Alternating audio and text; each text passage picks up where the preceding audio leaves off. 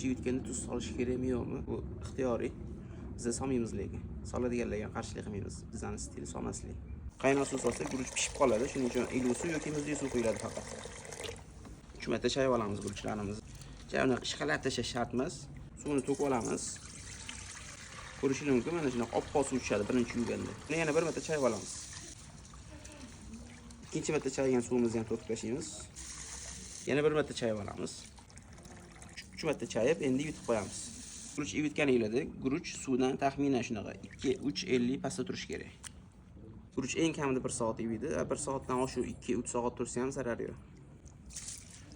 Guruch suv to'liq va yaxshi to'kilish uchun guruchni mana shunaqa marli orqali yuvgan guruchni mo'rt bo'lib qolgani uchun guruchga kamroq teginib, iloji boricha marlining o'zida qo'l tekkizmasdan to'kib olgan yaxshi. Bunaqa to'kkanda guruchga ham shikast etmaydi, suvning hammasi to'kiladi. Yuvgandan keyin mana shunaqa oppoq bo'lib, palasalari ham qolmagan bo'ladi. Mana shunaqa guruch yuvgan hisoblanadi. Bundan kam tursa guruch yuvgan hisoblanmaydi. Bu guruchga iloji boricha kam teginish kerak, chunki bu guruch ko'rishingiz mumkin.